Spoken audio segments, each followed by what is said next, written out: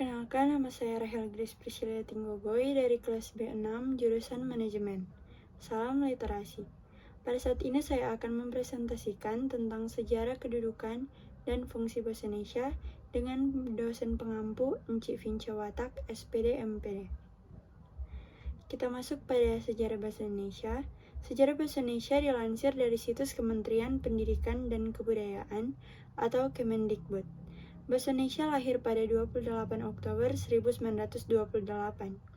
Pada saat itu, para pemuda di pelosok Nusantara sedang berkumpul dalam rapat pemuda. Dalam rapat tersebut menghasilkan 3 ikrar yang diberi nama Sumpah Pemuda. Kedudukan dan fungsi bahasa Indonesia.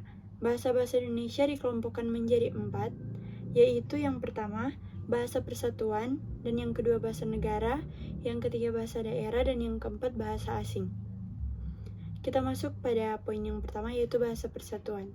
Bahasa persatuan mempunyai fungsi sebagai lambang kebanggaan dan identitas nasional, serta alat pemersatu berbagai suku bangsa yang berbeda-beda latar belakang, sosial budaya, dan bahasanya.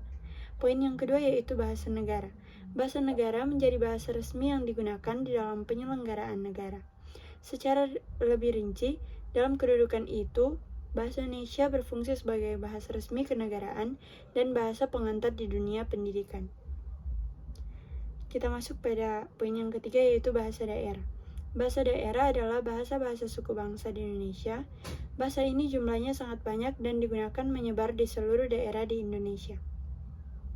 Bahasa daerah berfungsi sebagai lambang kebanggaan dan lambang identitas daerah, alat perhubungan di dalam keluarga dan masyarakat daerah, dan sarana pendukung budaya daerah dan bahasa Indonesia. Pada poin yang keempat yaitu bahasa asing. Bahasa asing diberi batasan sebagai bahasa-bahasa Indonesia selain bahasa Indonesia dan bahasa daerah.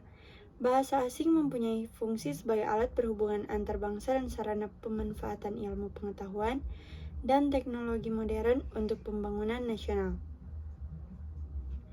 Baiklah, sekian presentasi saya.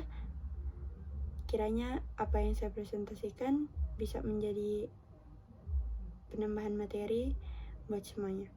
Terima kasih, salam literasi.